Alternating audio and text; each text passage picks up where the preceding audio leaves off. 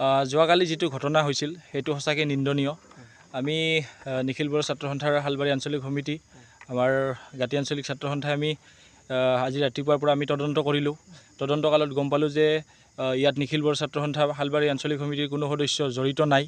আৰু পৰৱৰ্তী সময়ত আমি গোটেইবিলাকে একেলগে আলোচনা কৰি আমাৰ এই বৃহত্তৰ অঞ্চলত শান্তি সম্প্ৰীতি বজাই ৰখাৰ স্বাৰ্থত আমি একেলগে কাম কৰাৰ কাৰণে আমি দৃঢ় সংকল্প লৈছোঁ।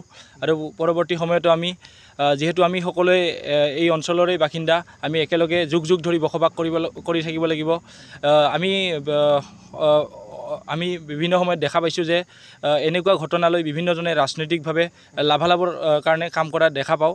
কিন্তু ইয়াত কালি যিটো অনাকাংক্ষিত ঘটনা হ'ল, জ্যোতিষ দাসক নিখিল বড়ো ছাত্ৰ সন্থাৰ হালবাৰী আঞ্চলিকৰ কাৰ্যালয়ত যিসকল দুষ্কৃতিকাৰীয়ে আক্ৰমণ কৰিলে তেওঁলোকক আমি ধিক্কাৰ দিছোঁ। আৰু আহি থকা দিনত আমি সকলো পক্ষকে এনেকুৱা কাৰ্যৰ পৰা বিৰত থাকিবলৈ ছাত্ৰ সন্থাই আহ্বান জনাইছোঁ।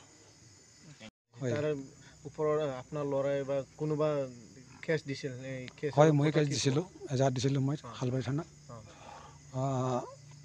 গতিকে আমি এফচু অফিচত ঘটনাটো হৈছিলে। তেওঁলোকে অফিচৰ বিষয়ববীয়াসকলে মানে কি কামটোত লিপ্ত নাই, আন কোনোবা বেলেগে লিপ্ত হৈ কেনে কামটো কৰিছে। তেওঁলোকৰ বিষয়ববীয়াই মোৰ লগত আলোচনা কৰি কেনে সবলতা আলোচনা কৰি আমি যিহেতু মানুহ হিচাপত জীয়াই থাকিব লাগিব। গতিকে আমাৰ স্থলত স্বামী উঠি অহাখিনি যাতে তেনেকুৱা ভুল কাম নকৰে, আমি ভাই যাতে চলিব পাৰোঁ। মই সেইখিনি মানে কৈ কেনে থানাৰ পৰা মই এজাহাৰখন আপচ কৰা মানে দিয়া হৈছে, উইথড্ৰ কৰি লোৱা হৈছে। মাৰপিট কৰাটো কোনে আছিল? মাৰপিটটো যেতিয়া এফচি অফিচত কৰিছে কামটো, সেইটো কাৰণে আমি এফচি অফিচত কোনে আছিল? মোৰ ল'ৰা আছিলে। কি নাম? জ্যোতিষ দাস। কি কৰে সি? মোৰ ল'ৰা ডিগ্ৰী পঢ়ি আছে হালবাৰীত, আৰু এই মাইক্ৰ' কম্পিউটাৰত টিচাৰ হিচাপে কাম কৰি আছে। ঠিক তেনেকুৱা আমি অনুমান পোৱা নাই। তেওঁলোকে কোৱা হিচাপত এফচি ল'ৰা কোৱা হিচাপত কোনো সদস্য নহয়।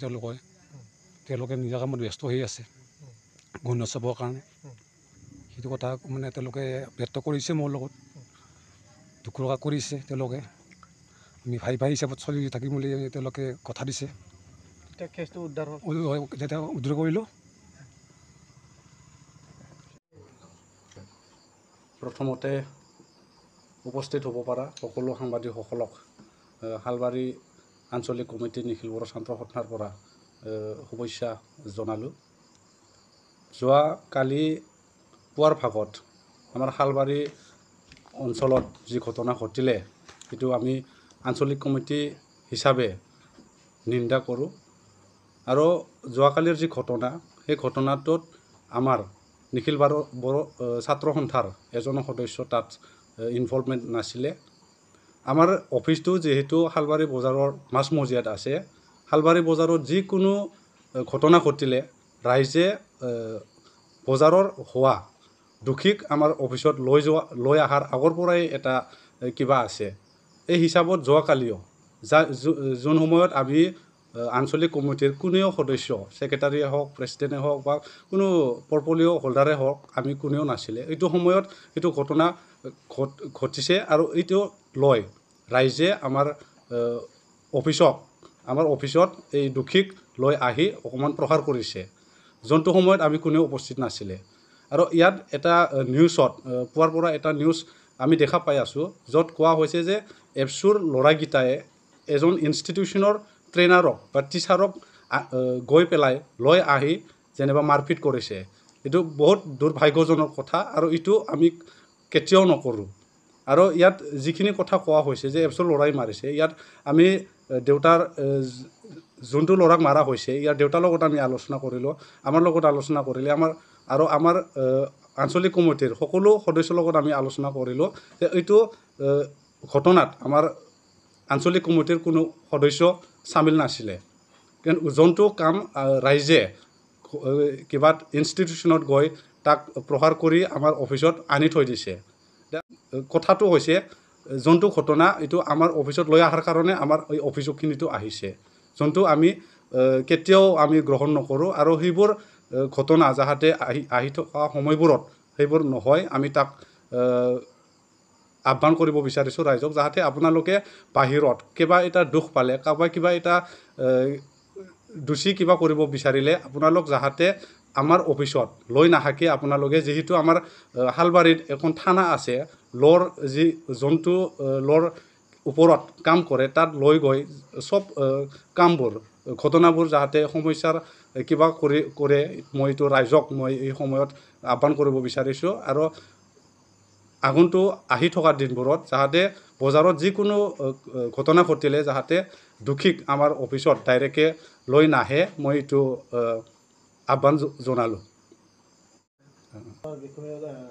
তাতে চালবাৰী থানাত যে কেছ দিয়া হৈছে এইটো কি ক'ব হয় যোৱাকালি যিহেতু ঘটনাটো ঘটিলে আৰু যোনটো ঘটনা আমাৰ অফিচত ঘটিলে তাৰ কাৰণে যাক মাৰা হৈছে এই ল'ৰাৰ দেউতাই ভাবিছে যে ইয়াত এপছুৰ ল'ৰাৰ ইনভলভ আছে অৰ্থাৎ সেইটোৰ কথা লৈ আমি আজি দিনটো আলোচনা কৰিলোঁ যাক প্ৰমাণ হৈ গ'ল যে এইটো ঘটনাত আমাৰ এপছুৰ কোনো সদস্য নাছিলে আৰু এইটো কথা ল'ৰাৰ দেউতাও এইটো বুজি পালে এতিয়া সেইবোৰ কথা আমি আলোচনা কৰি খহেৰবাৰী গাঁৱৰ মাননীয় তেখেত ভগৱান দাস তেখেতে যিহেতু যোৱাকালি এফআইআৰ দিছিলে আৰু এটা ভুল বুজাবুজিতে এপছুৰ নাম লৈ পেলাই যিহেতু এফআইআৰ দিয়া হৈছিলে যে এপছুৰ ল'ৰাই মাৰিছে মোৰ ল'ৰাক সেইটো ভুল বুজাবুজিটো আমি আজি ক্লিয়াৰ কৰি তেখেতে আজি যি এফআইআৰ দিছিলে এইটো এফআইআৰ হালবাৰী থানাৰ পৰা উইথড্ৰ ইতিমধ্যে কৰি লোৱা হ'ল আৰু তেখেতে লিখিতভাৱে উইথড্ৰয়েল লেটাৰটো অ'চিৰ হাতত গতাই দিলে আৰু যোনটো ল'ৰা আছিলে জ্যোতিষ দাস তেখেতে এটা ইনষ্টিটিউশ্যনত যিহেতু কাম কৰি থাকে আৰু তেওঁৰ যিহেতু ভৱিষ্যতৰ কথা আছে তেওঁ এইটো কথা কৈছে যে এপছুৰ যিহেতু তাত এপছু অফিচত অনা হ'ল ইয়াৰ কাৰণে মই ভাবিছিলোঁ যে এপছুৰ ল'ৰাই মোক মাৰিছে কিন্তু আমি আলোচনা কৰাৰ পাছত গম পালে যে তেওঁ নাজানে যে এপছুৰ ল'ৰা যে ইয়াত ইনভলভমেণ্ট আছে আৰু যিহেতু আমাৰ ল'ৰা ইনভলভমেণ্টে নাই তেওঁ মানে সেইটো কথা নকৈ পেলাই আজি যোৱাকালি যি কেছ দিছিলে এইটো উইথড্ৰ কৰিলে ধন্যবাদ